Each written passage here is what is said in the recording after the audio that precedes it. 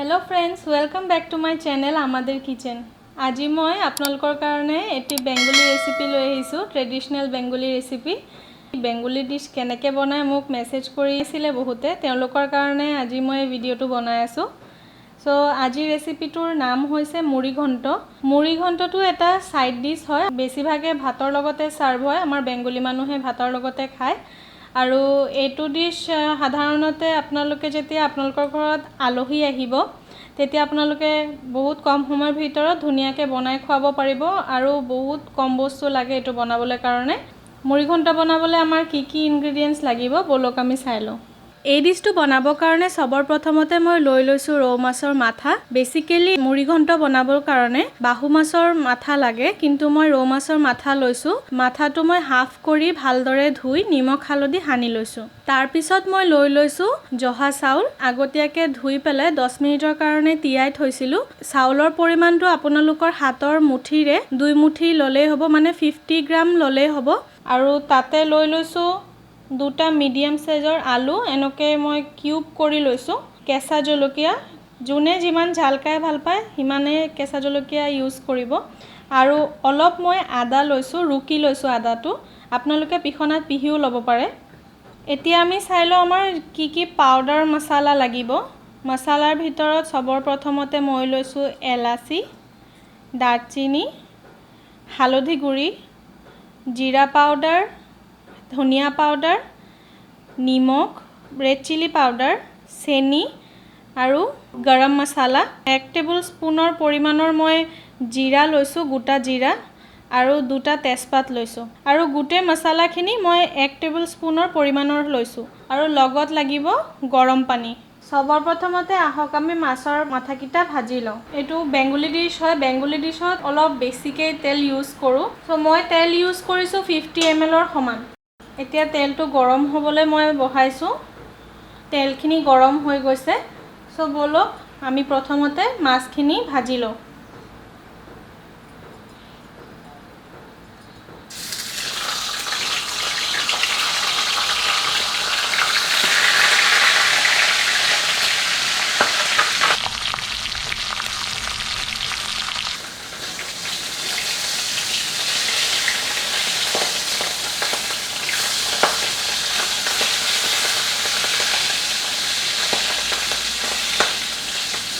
মাছৰ মাথাটো ফ্ৰাই হওঁতে বলক মই আজি আপোনালোকক এটা টিপছ দিওঁ। আপোনালোকে যদি এনেকুৱা গুড়া মছলা ইউজ কৰে ৰান্ধাৰ টাইমত, তেতিয়া আপোনালোকে অলপ কুহুমীয়া গৰম পানীত 2 মিনিটলৈকে তিয়াই থ'ব। তেতিয়া একদম পিহনাৰ লিখিয়া পেষ্টটো পাব আপোনালোকে মছলাৰ।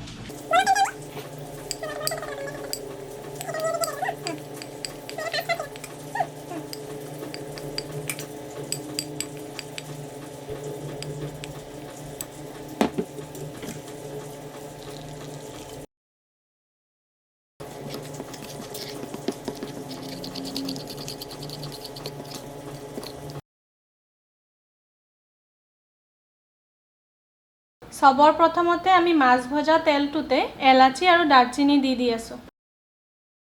তাৰ পিছত দি আছো জিৰা,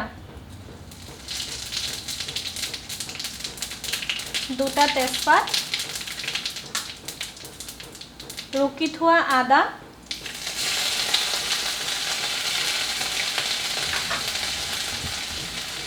আৰু কেঁচা জলকীয়া।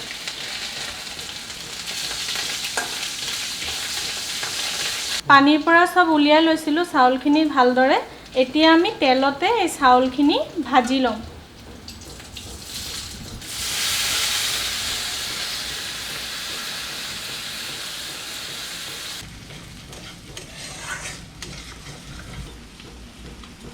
চাউলখিনি যেতিয়া বগা হৈ আহিব লাহে লাহে, আমি তেতিয়া কাটি থোৱা আলুখিনি দি দিম।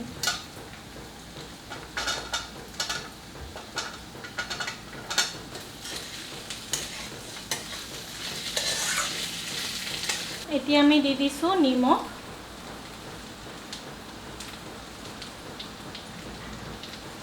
এক মিনিট সময় হৈ গ'ল আৰু আমাৰ পাউডাৰ মছলাবোৰো দেখিছে আপোনালোকে কিমান ধুনীয়াকৈ মিহি হৈ গৈছে। এতিয়া এই মছলাটো মই ইয়াত ঢালি দিম।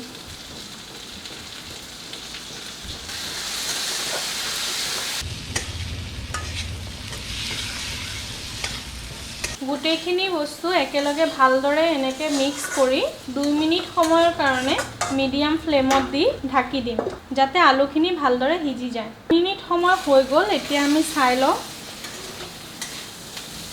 এতিয়া আমি গৰম পানী থৈছিলোঁ 1 গিলাচ আমি দি দিম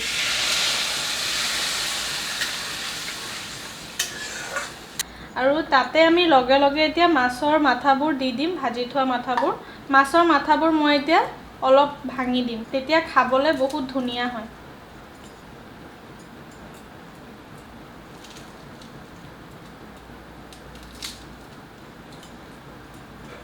এতিয়া ভালদৰে লৰাই মাছৰ মাথাবোৰ পানী তেনেকৈ সোমাই দিব যাতে ভালদৰে সিজি যায় এতিয়া মই দি দিছোঁ সামান্য চেনি চেনিটো আপোনালোকে এভয়েড কৰিব পাৰে কিন্তু দিলে ভাল লাগে খাই এতিয়া আকৌ মই 2 মিনিট সময়ৰ কাৰণে ঢাকি ভালদৰে সিজিবলৈ দিম গোটেই বস্তুখিনি ভালদৰে সিজি গ'ল আৰু এনেকুৱা যেতিয়া থাকিব অলপ অলপ জোল থাকিব আৰু অলপ অলপ শুকান থাকিব তেতিয়াই আপোনালোকে গেছটো অফ কৰি দিব বলক এতিয়া আমি সাৰ্ভ কৰি লওঁ